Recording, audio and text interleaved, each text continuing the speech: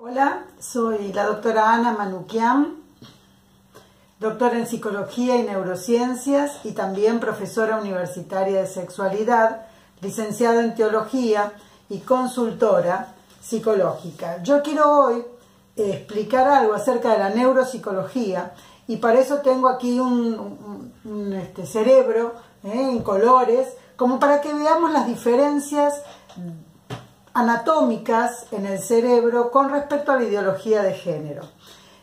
Nosotros sabemos que cada persona tiene su ADN, pero también sabemos que los cromosomas son diferentes en hombres y en mujeres.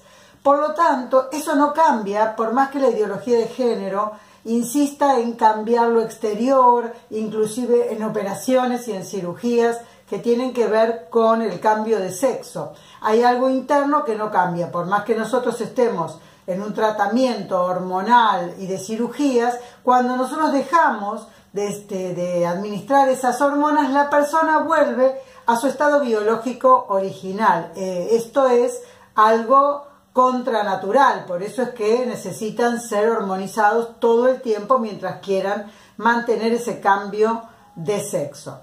Bien, vamos al cerebro. Se han dicho muchas cosas con respecto al cerebro femenino y masculino, como que el cerebro masculino es como un waffle cuadriculado, que piensa y decide focalizadamente en una cosa mientras no podría teóricamente pensar en otra, sino que focaliza en una. Bueno, también se ha dicho que el cerebro de la mujer es como un plato de tallarines, está todo entrelazado, y toda la parte sensible, todos los sentidos trabajan juntos en forma global. La realidad es que el cerebro del hombre y de la mujer no son una competencia, sino que son complementarios, sobre todo en una pareja, en una familia. Y estas cosas son importantes saberlas.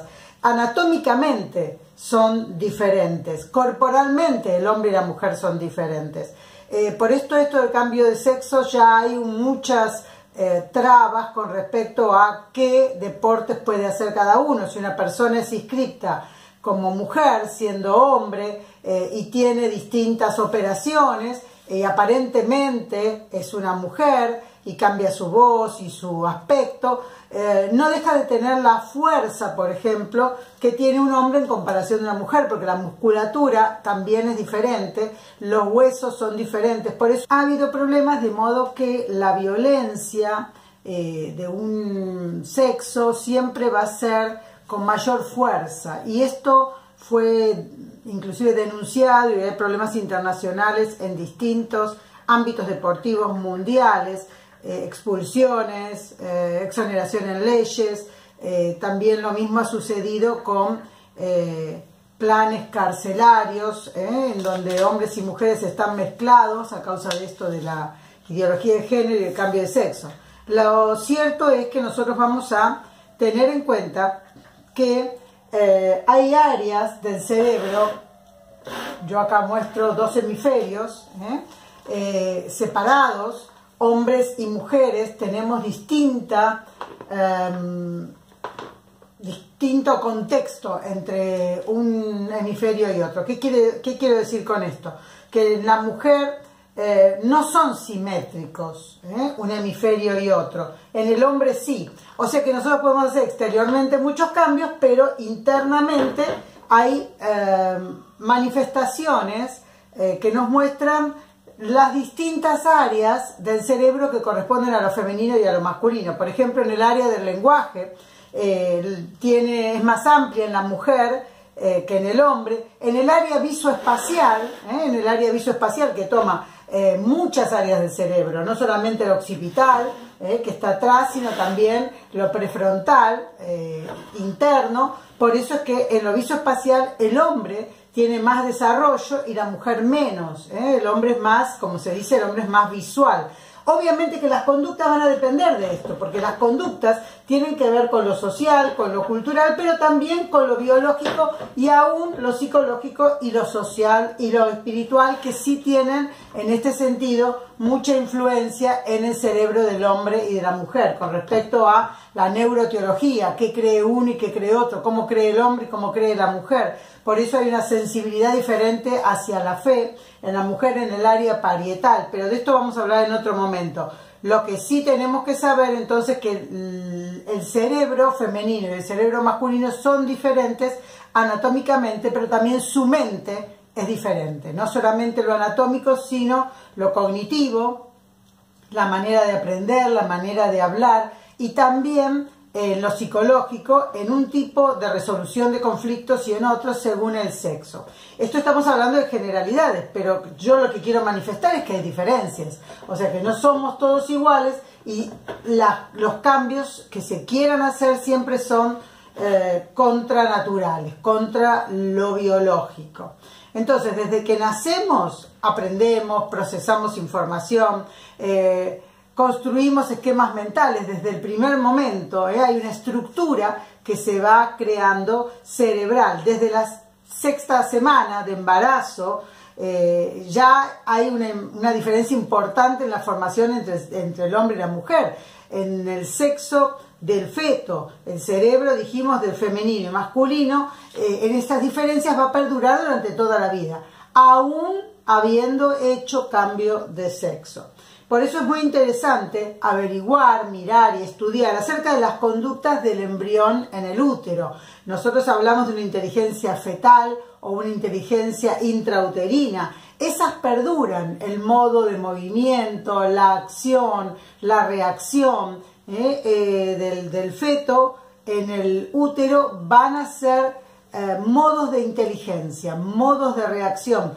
El feto puede moverse, ubicarse, patear, comer, crecer, hacer todo lo que necesita desde una inteligencia intrauterina.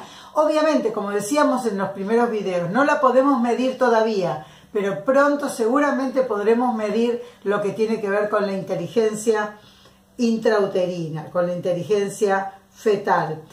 Por supuesto que luego del nacimiento va a haber, como dijimos, una terminación en la formación del cerebro.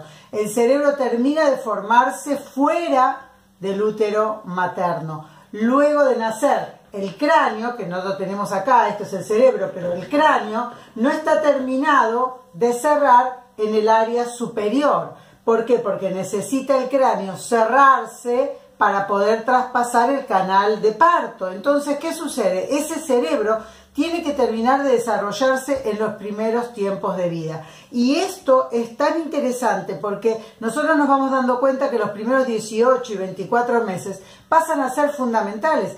Todo lo que no se pudo procesar adentro se va procesando afuera. Nuestra especie humana tiene esta característica que no está en otras, pero sí terminamos de aprender. Aprendemos a comer, aprendemos a hablar, aprendemos a caminar, aprendemos a movernos, a diferenciar, aprendemos a mirar. Todo esto tiene que ver con una terminación en la formación del cerebro. Ahora la formación del cerebro va a continuar mucho más lenta, porque estamos hablando que el 80% se forma en los primeros 2 años, tanto en la comprensión como en el escuchar, en el atender, pero la parte cognitiva, la parte audiovisual, todo eso se sigue formando. Pero nuestro cerebro empieza a formarse y a terminar de formarse mucho más lentamente, llegando a esta área prefrontal.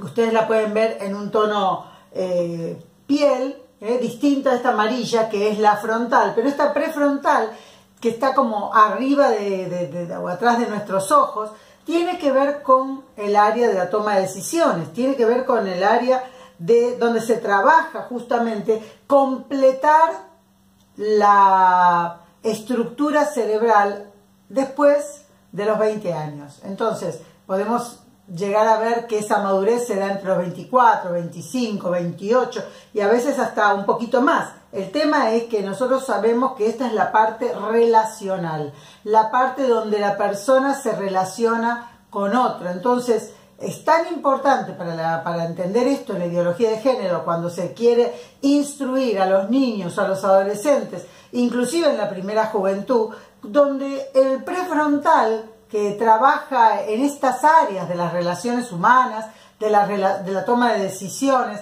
de las funciones ejecutivas, evidentemente esto no está terminado de formar. Por eso son llevados por adultos con una personalidad más fuerte o más firme y son atraídos a eso, porque como estamos en una etapa donde los padres ya no tienen influencia y cada vez menos en función de darle más poder a los adolescentes, donde pueden ir solos a los 13 años, aún siendo menores para la ley, pueden ir a averiguar y a desear un cambio de sexo.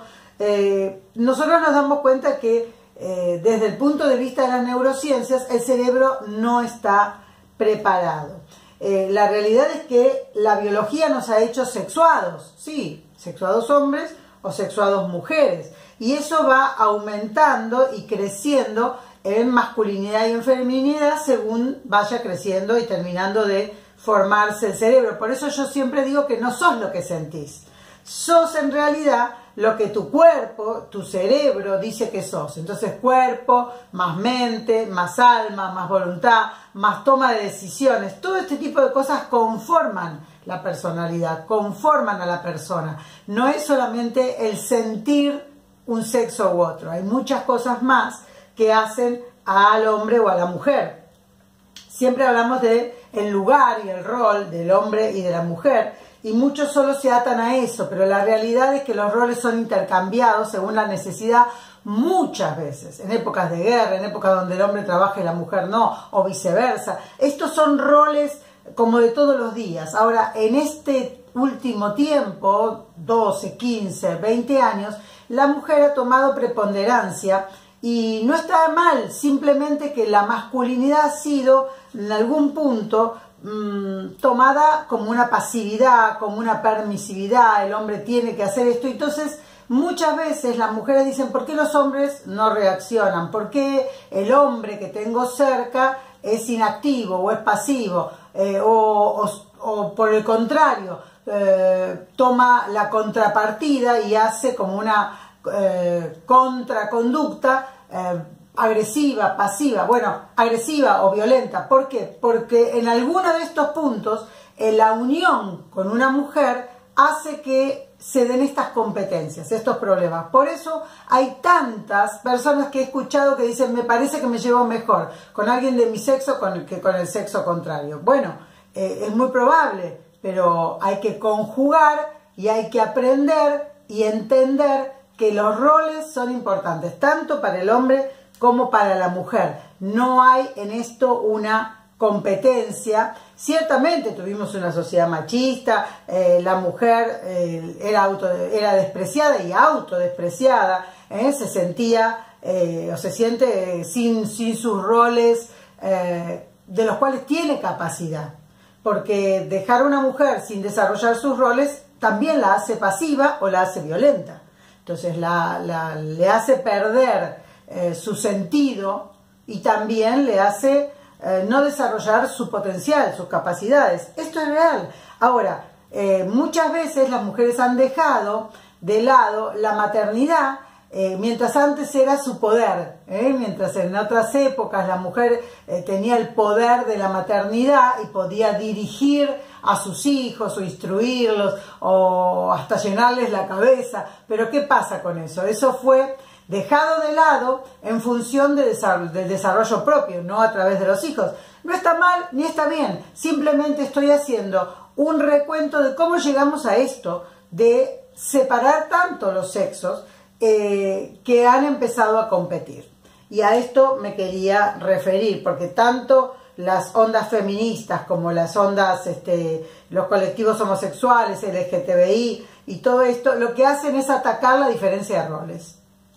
Y en esta diferencia de roles se empiezan a confundir, cuando yo creo que el hombre está capacitado para hacer muchos de los roles femeninos y viceversa, excepto estas cuestiones que tienen que ver con la maternidad. Pero fuera de esto, los que hacen esta división y este ataque son personas que no han entendido que la mujer está preparada desde el cerebro y desde el cuerpo para cierta cosa y el hombre para cierta cosa. Los roles pueden ser cambiados, sí, pero desde lo biológico no, porque lo biológico, como dijimos desde el principio, se impone.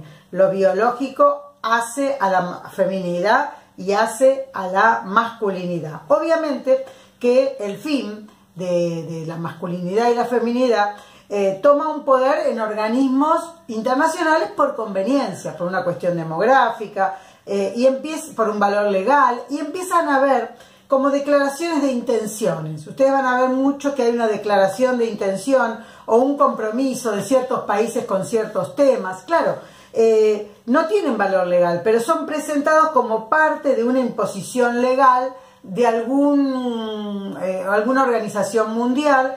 Y claro, hoy se habla y se publican cuestiones como leyes aprobadas que en realidad no existen. Se está creando una previa, una antesala mentirosa a cosas que todavía no han sido ni siquiera tratadas a fondo para una legalización. Ante cualquier consulta o ante cualquier duda, me escriban a licenciadaana@gmail.com y vamos a poder comunicarnos.